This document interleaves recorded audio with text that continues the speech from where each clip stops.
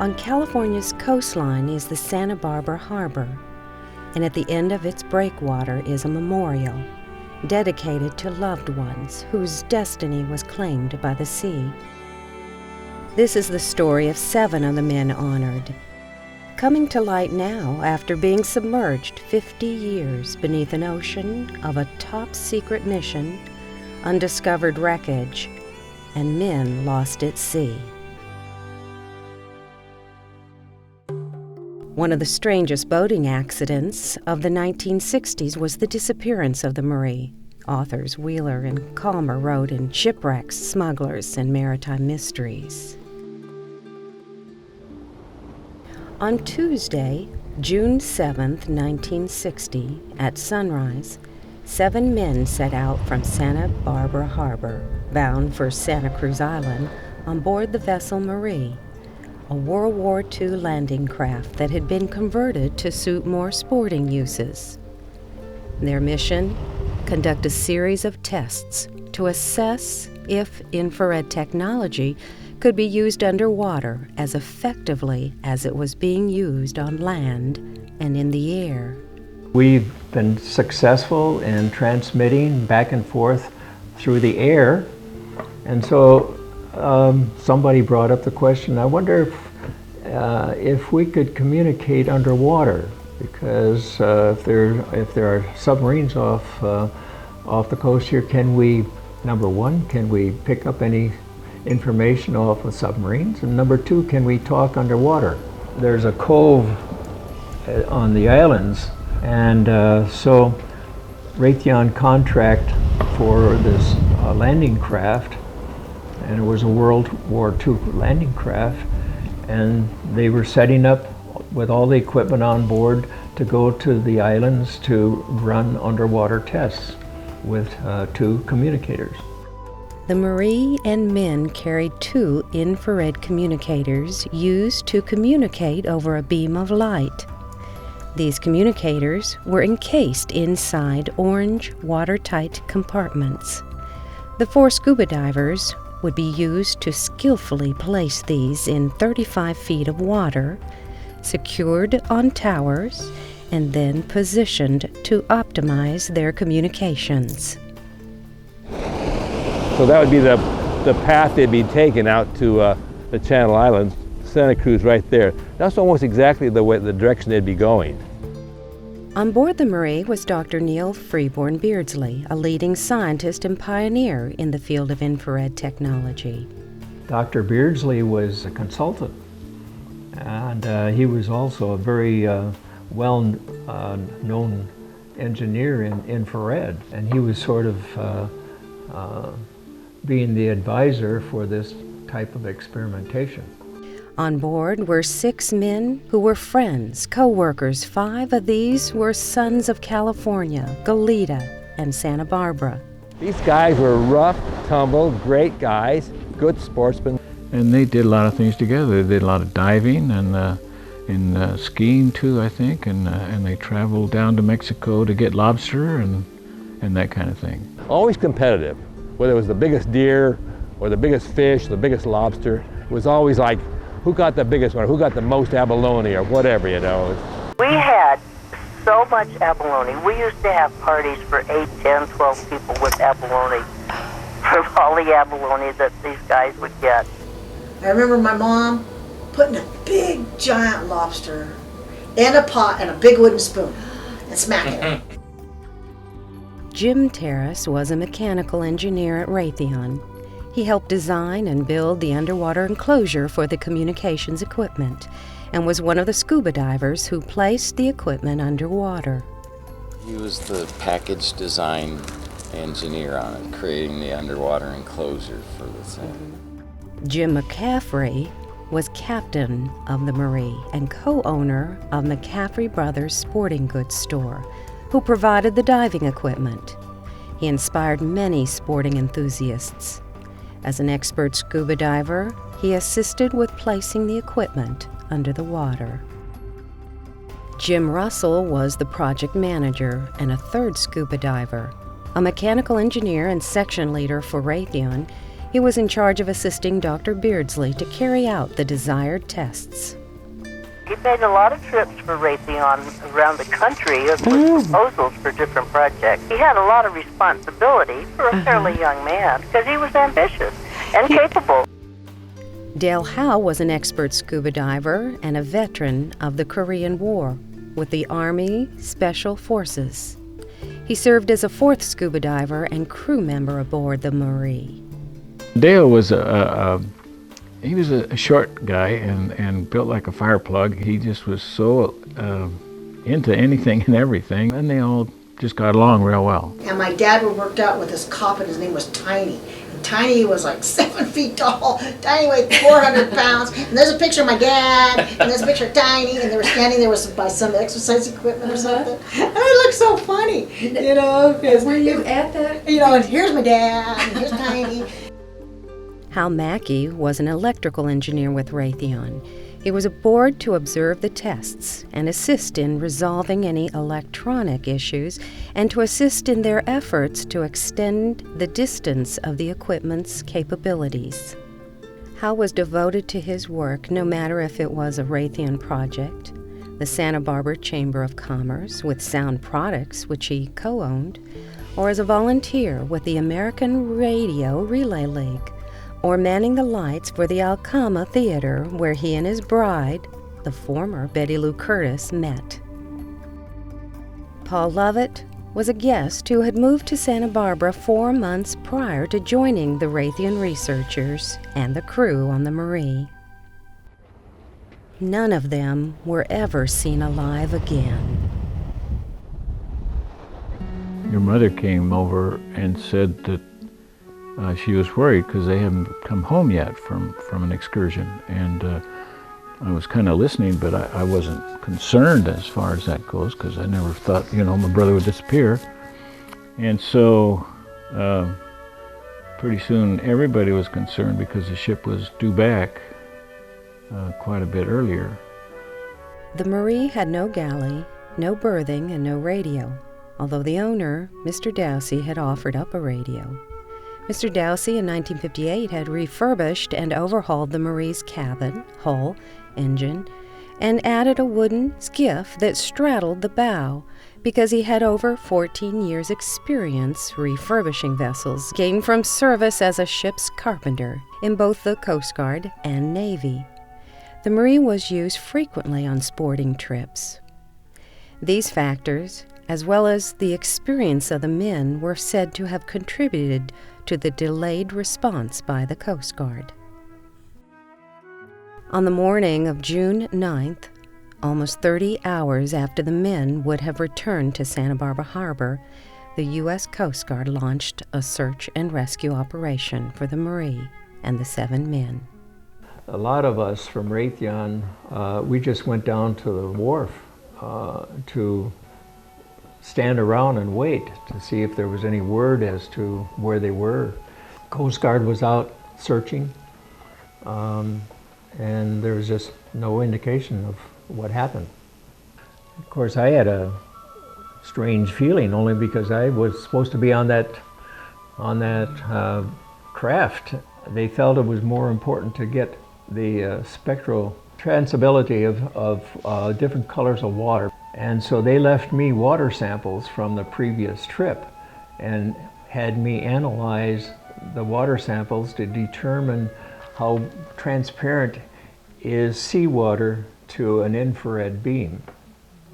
And so that's what I did that day when the Marie went out.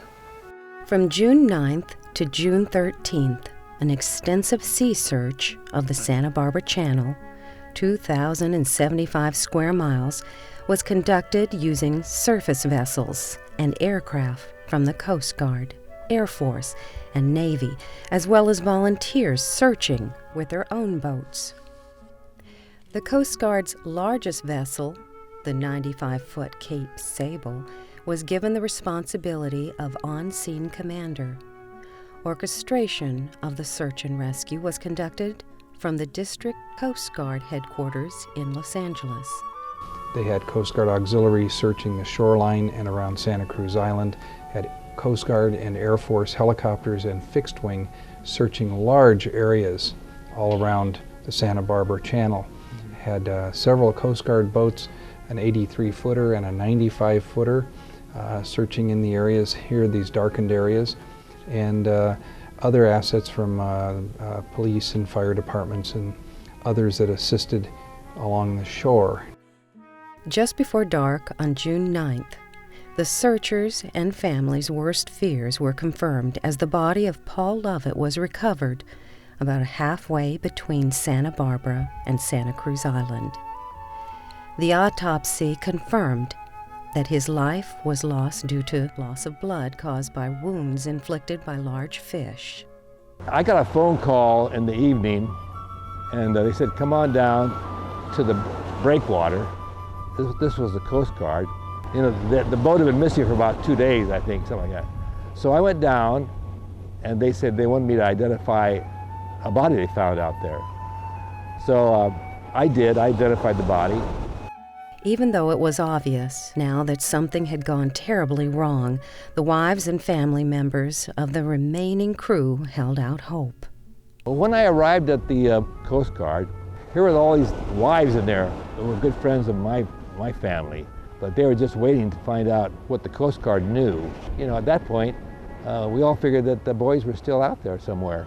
We went down there, and there were a group of us waiting at the Coast Guard office there, waiting for news. And I remember sitting there, and some man that had answered the radio said, does the name Lovett mean anything to you? Well, I had never heard of a Mr. Lovett on this little venture, so I said no.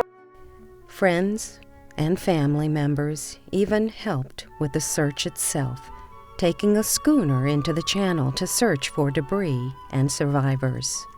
We were on a triple-masted schooner-like ship, and it was called the Sea Song.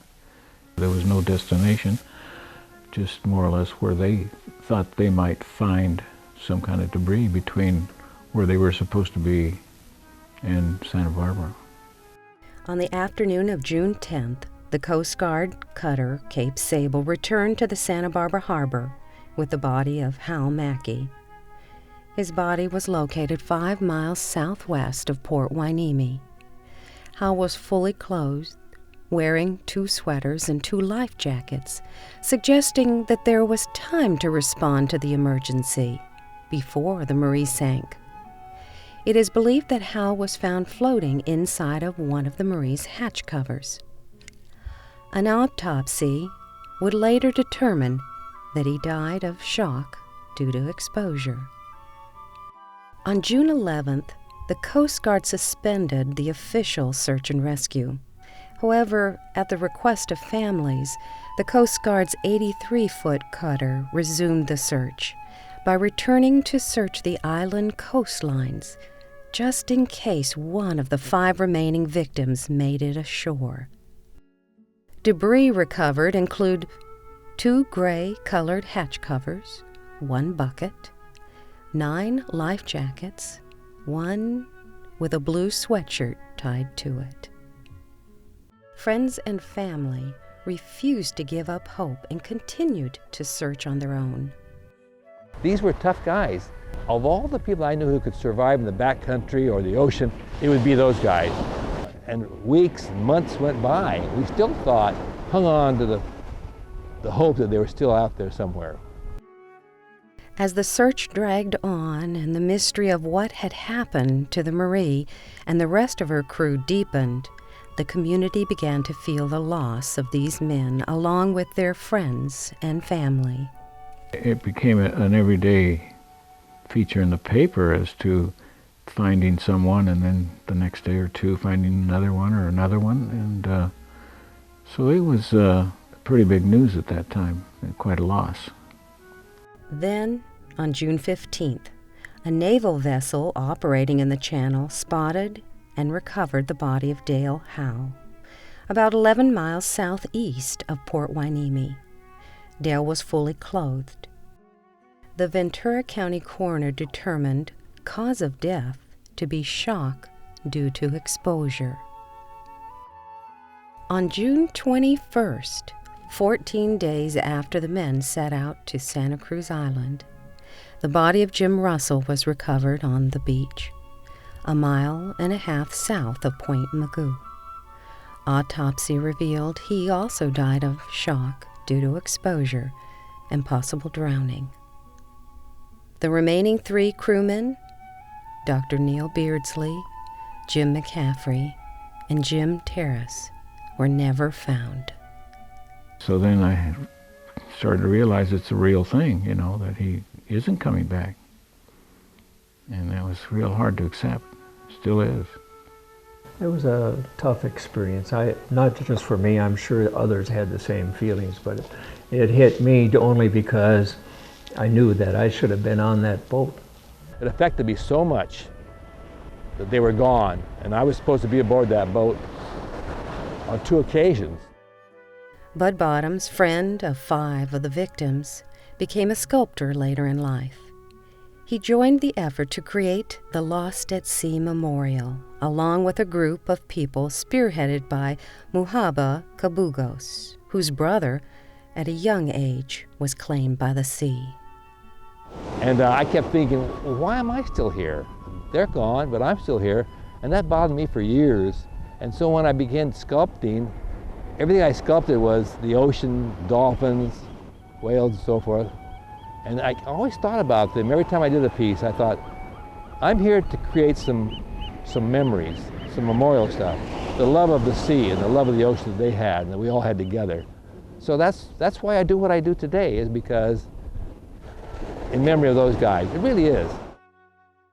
The official Coast Guard investigation provided no answers to the cause of the accident, although a structural failure due to a concentration of weight in the cabin and afterdeck was the most likely cause. It was noted that the underwater body of the Marie had not been inspected for 2 years. Also listed as possibilities were collisions with a submerged object or unidentified vessel. In the folklore of friends and family, other possible explanations have arisen. Mom told me that there had been these instrument packages for submarine detection and probably ship movement detection were placed on towers packages, and that every now and then one would disappear, which could only involve someone else's submarines, which, in the Cold War era would be the Russians. So there was that little bit of intrigue that maybe a Russian submarine came in and snatched them, destroyed the boat or whatever. So there was talk about Soviet submarines in the channel. So Raytheon had this underwater detection equipment, and there was great fear that the Soviets were out here. And Dale Howell's father figured, well, the only reason the Marie went down was because the Soviets knew about that equipment aboard the Marie, and so they sunk the boat. And that was his belief, and he was quite convinced of it.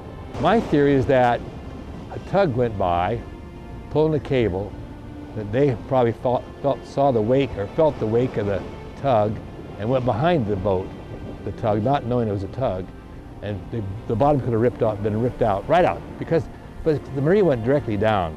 I mean, nothing floated. They had everything. All that floated was a motor hatch cover and the life jackets. Regardless of the mystery surrounding the circumstances of the ill-fated Marie, one thing is not a mystery. These men were heroes. Well, I think anytime you're searching for new information and new horizons and new areas, you're a hero. Those are the heroes. Those are the people who had the concept of something and were willing to take the risk to develop it.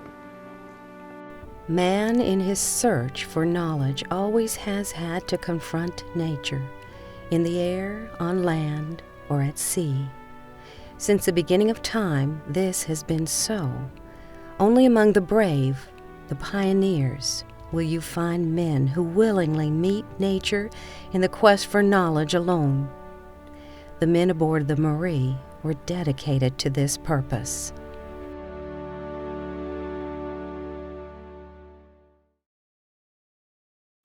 And so we kissed, and I heard you say you cared. By the way, do say it now, as you did then, or must I wait until I dream again? The way, the only love you knew, as if nothing mattered, you battered and shattered my poor heart so true. On the rebound, 'cause you broke the only heart that ever loved you. You tossed away the only love you knew, as if nothing mattered, you battered and shattered my poor heart so true. This song, 'cause I don't wanna wait a moment too long to say that I'd love to get you on a slow boat to China, all to myself alone.